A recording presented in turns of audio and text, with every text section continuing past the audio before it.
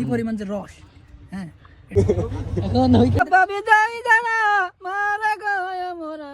আজকের ভিডিওতে আব্দুল্লাহ ভাই কমলা বাগান সম্পর্কে বিস্তারিত জানতে পারবেন। আমরা এখন যাইতেছি কমলা বাগানে। আজকে আপনার উইকেট পয়েন্ট চলছে।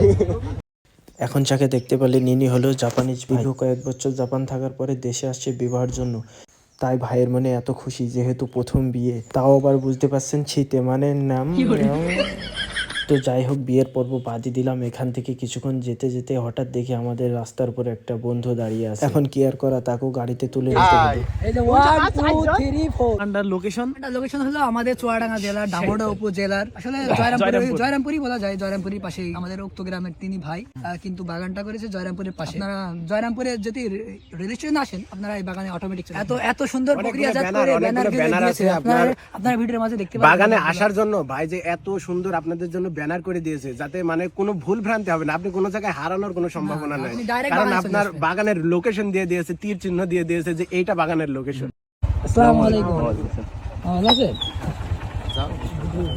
ইনি সে আমাদের আব্দুল্লাহ ভাই। অনেক কষ্ট করে পথ অতিক্রম করার পর আমরা চলে আসলাম আব্দুল্লাহ ভাইয়ের মালটা বাগানে। দেখতে পাচ্ছেন কত সুন্দর মালটা, সবই আল্লাহ পাকের অশেষ রহমত আর নিয়ামত। আর একটা কথা কি, ভাইয়ের বাগানে আসলে যে বাগানের বাইরে থাকা লাগে না। ভাই এমনিতেই বলে যাও বাগানের ভেতর যাও, ভিডিও করো, সমস্যা নেই। ভাইয়ের এত বড় মন, আর মানে আল্লাহ পাক তার। আসলে এটা আমাদের গ্রামের ঐতিহ্য। এক সময় ছিল আমাদের চুয়াডাঙ্গা জেলায় এই কমলা লেবু ছিল না, এত ছিল না, কিন্তু এখন অনেক জনপ্রিয়তা পেয়েছে এই কমলা। আর আল্লাহ পাকের অশেষ রহমত। আর এই যে কমলা কিন্তু কমা নয়, কমলা আল্লাহর রহমতে অনেক ভালো হয়েছে। তাই এই যে আমার বন্ধুর কাছ থেকে শুনবো যে আছে এই কমলাটা উক্ত গ্রামে এত জনপ্রিয়তা পাওয়ার কারণ কি। আমাদের এই যে আব্দুল্লাহ ভাই, আসলে এই আব্দুল্লাহ মামার দিয়েই শুরু আমাদের এই চুয়াডাঙ্গা জেলায়। তারপরেই মনে করেন এই চুয়াডাঙ্গা জেলায় অনেকেই এখন তার দেখা দেখি অনেকেই চাষ করা শুরু করে দিয়েছে। এখন এই চাষ এখন আমাদের চুয়াডাঙ্গা জেলায় অনেক জায়গায় হচ্ছে দেখতে পাচ্ছি, কিন্তু ইনি যে প্রথম ইনার দিয়ে যে শুরু, আমরা ইনার বাগানে আসলেই দেখতে পারি ইনার ফলন যে হারে ফলন ধরেছে। এই আমি কি একটা কমলা ভেঙে দর্শকদের উদ্দেশ্যে দেখাতে পারি? আসলে এখানে তারই একটা নীতি আছে। এখানে যেই তারা আসবে এখানে তার বাগানে 2টি করে কমলা সকলের জন্য বরাদ্দ তিনি রেখে দিয়েছেন। এটা তাহলে ভাই তার নীতি। আমি আছে একটা কমলা আছে ছিড়ি দর্শকদের উদ্দেশ্যে দেখাই। দেখেন কি আকারে ফলন, রস দেখেন কি আকারে রস, এটা রসের রস। এটা আমরা খেয়েও দেখাই। আমরা যে আপনাদেরকে দেখাচ্ছি এটা কি পরিমাণ যে রস।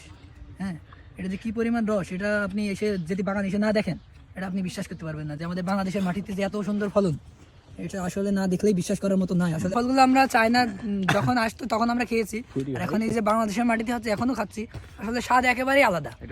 বাংলার আমাদের মাটির যে স্বাদ, তা আমরা চায়না থেকে পাইনি। অসাধারণ স্বাদ, অসাধারণ রস। চায়না থেকে আসতে হলে একটা প্রক্রিয়াজাত অনেক মেডিসিন দেওয়া তা পারতো, কিন্তু এগুলো হচ্ছে একেবারে অর্গানিক।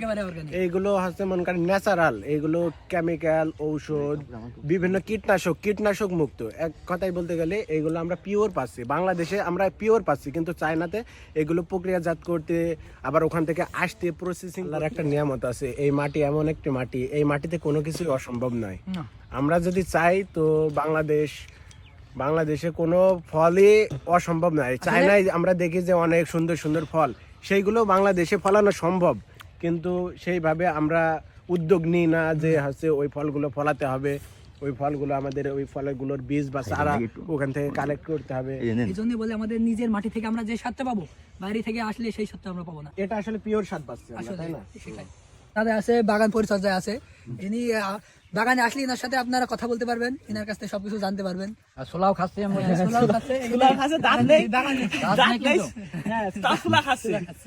তারপরে আমরা একটা মালটাও টেস্ট করে দেখি কিরকম লাগে। লেবুর কেজি কত করে বলো? এই 150 টাকা, মালটা ওই 150, আর বাংলায় আছে 150। আর যদি বহুত দূর থেকে আসে তাদের জন্য কি এখন তো অনেক নেয়, দেখা যাচ্ছে 1 মন 8 মন নেয়, এখানে 2-5 টাকা দেখে আমাদের জন্য কত পার্সেন্ট ছাড় দেয়? আর কত টাকা? আর 20 টাকা ছাড় দাও, ডিসকাউন্ট, হ্যাঁ না? এগুলো হচ্ছে কমলা লেবু। বাগানে আসা মানে এই যে অঙ্কল খাও বড় করে। পাবনা ছেড়ে অনেক দূর বাইক নিয়ে গেছে, তোর মতনই আর রকম একটা ছেলে, তুমির মতো খাচ্ছে আর এই প্যান্টের পকেটে হচ্ছে। পকেটে ভরলে কেন এবার বের করে দিয়েছি। বন্ধুরা শুনতেই পারলেন, করেন ভরপুর আপ্যায়ন হবে আপনাদের জন্য, বরাদ্দ আছে, খাবেন শিখে খাবেন সামনাসামনি, কিন্তু সমস্যা নাই। কিন্তু যদি এই যে চুরি করে পকেটে ভরেন তাহলে এগুলো সমস্যা।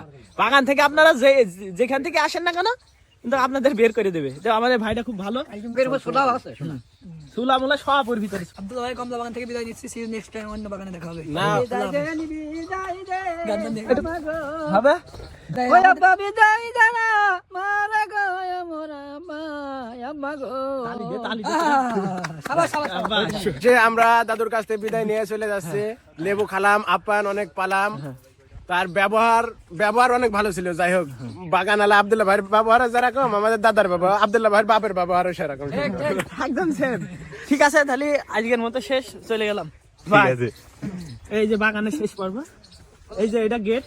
তবে আপনাদেরকে একটা গুরুত্বপূর্ণ কথা বলি, মূলত আমরা বাগানে গিয়েছিলাম লেবুর শেষ মুহূর্তের সময়। আর এখন যদি যান বাগানে, হয়তোবা লেবু নাও পেতে পারেন, কারণ এগুলো সব সংগ্রহ করে বিক্রি করে দেওয়া হয়েছে। তবে আপনারাও গেলে লেবু পেতে পারেন। ভিডিওটা ভালো লাগলে শেয়ার করে সবাইকে দেখার সুযোগ করে দিবেন। ধন্যবাদ।